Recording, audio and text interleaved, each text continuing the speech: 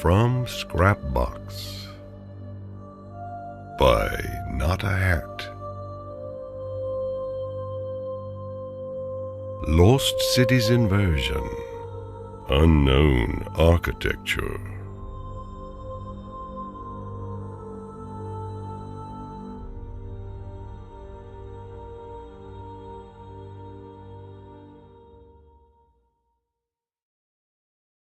The road from summer ends at autumn's edge in a dead forest filled with mist.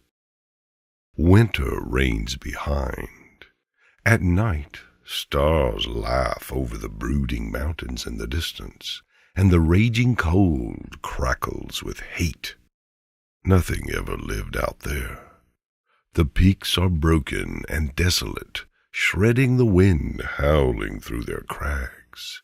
It convulses and curls, whipping the snow into raging storms and rolling them down the foothills to scream over the snowy plain and snatch at the road.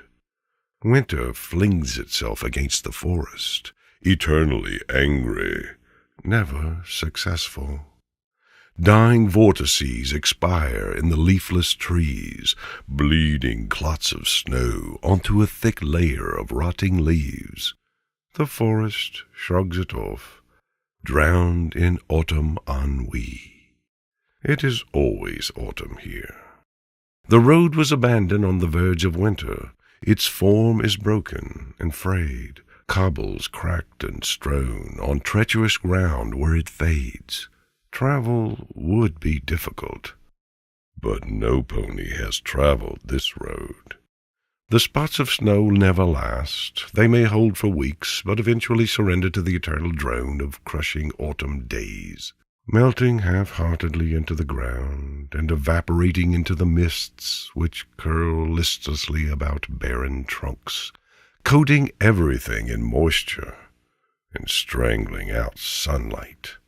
Condensation drips incessantly, an eerie litany of desolation, amplified by the fog. Irregularity strips even the illusion of tears from the sound. If autumn could weep, it might seem less empty, but even sorrow is sapped here. The hopeless trees sag and slump in the fog, slime sliding down their trunks. The untraveled road is weak in the dog days of autumn, but creeps towards the mountains even so. Inwards it stumbles and becomes recognizable. The construction is plain, but the paving grows smoother. Stones sit level, with occasional cracks, and the mist thins as the road meanders towards summer. The paved way could have been useful under this dark autumn sky. Paths gingerly split from it, straggling towards unused trails, and vacant cottages peeking between the trees. Their empty windows turn from the mist and mountains, doors angled away from the encroaching chill. They have never been opened. Stone-edged gardens occasionally verge the road, filled with dead greenery. The beds were beautiful once, even unappreciated, but their life has been sacrificed to autumn. Only the trees hold out, offering their remaining leaves to keep the encroaching cold at bay. The useless huts cower and huddle, hiding behind bare hedges and gravel paths. A harsh chill hangs in the air, but it is no longer corpse cold. The trees weather it in silence, bargaining with the wind against the mist. The road widens and strengthens as the trees brighten. Profusions of leaves in a riot of red swarm alongside the road as it marches inwards. It develops a cant, and the forest falls into orderly rows alongside, forming windbreaks and shade, which have never offered any pony shelter. The houses grow in size, enclosing more and more vacancy as they stretch and rise. The air grows crisp and momentarily refreshing before a biting dryness takes hold. The leaves fade towards green, but hang limp in the arid breeze. The forest breaks, and autumn is over. The city of summer can be seen from here. It crowns a small hill. Grassy plains, wide and rich enough to feed it year-round, spread from the forest. A hot wind whispers incessantly, rustling the grass and making autumn's dripping despair seem a fever dream. The hatred of winter, a chill regret. The fields labor under a final heat wave, an undying burn, which scorches the grass yellow. This ground has never been farmed. Plots lay in ordered sections, marshaled around the hill in readiness, but they have never felt a plow or drank a raindrop. They would yield bountifully to any who cared for them, but they simmer in neglect, sullen under the battering rays of the sun. The road ignores their plight. It surges for the city, cutting across the frustrated ground. The heat rolls in towards the city. There is no wall here, no gates. War could never visit summer. Buildings to hold the harvest cluster around the road, greeting its entry, hungry for traffic which never materialized. Houses and suburbs roll away to either side, empty as the promise hanging over the fields, aching, unused in the futile heat. The road splits here, diverging and meandering as it works its way up towards the peak. It brushes past civilized shells. Restaurants sit, their intimate beauty never seen. Theaters slumber in opulent grandeur, void of applause and joy. Welcoming plazas spread, unused. Picturesque promenades unfurl through quiet streets, never strolled in the cool evening. The city sweeps around the hill in lavish device, a marvel of design. There is everything here for comfort, friendship, companionable silence, and raucous laughter, except life. The silence grows oppressive, even as the heat mellows.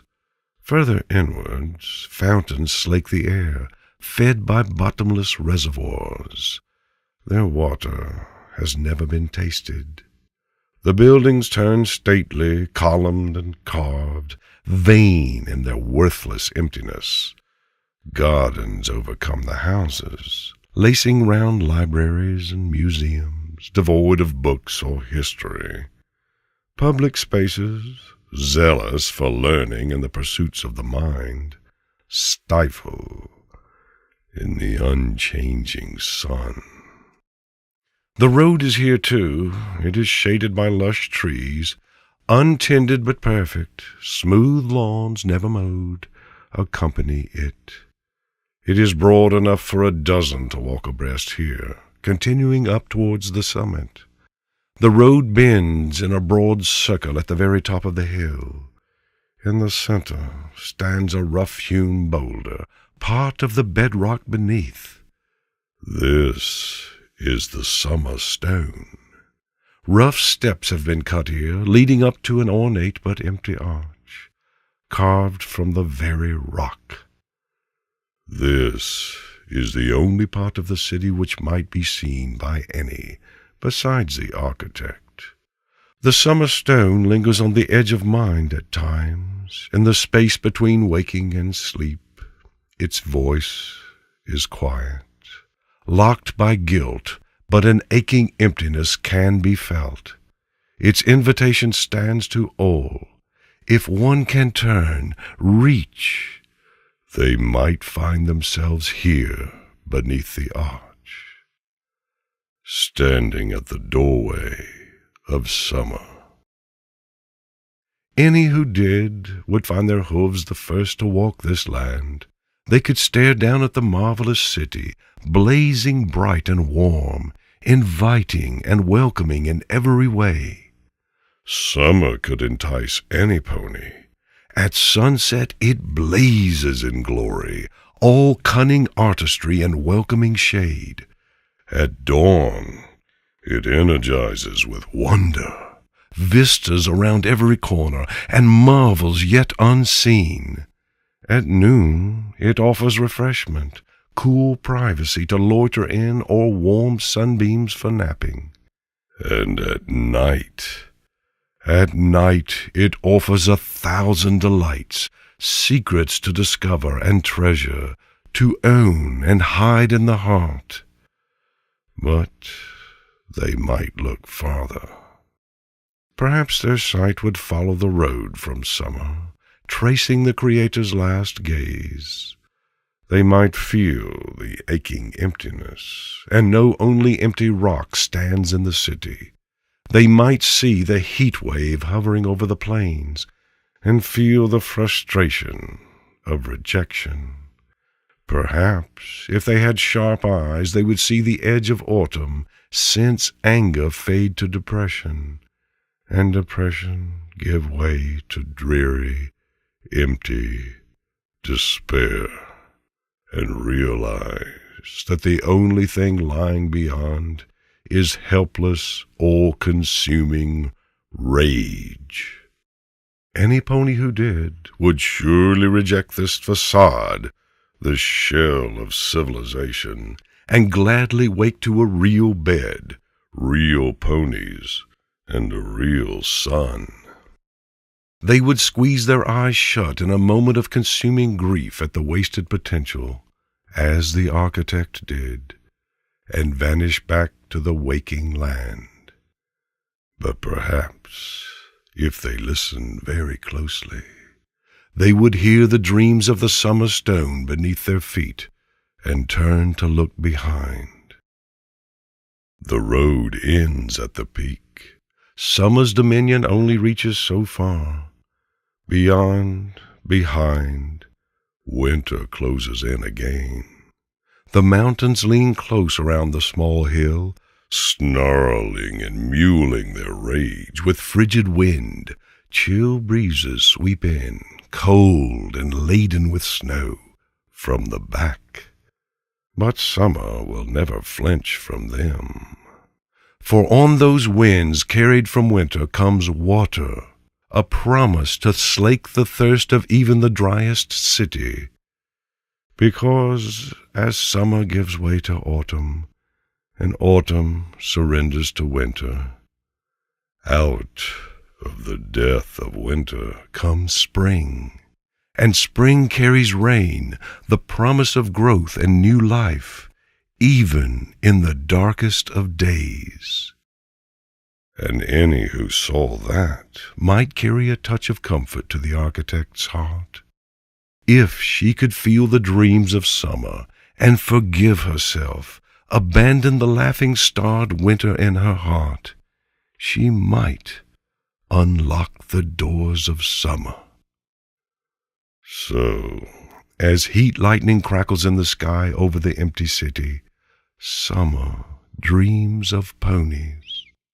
A drop, a sprinkle, a trickle, a torrent, a flood of ponies. And summer dreams of rain.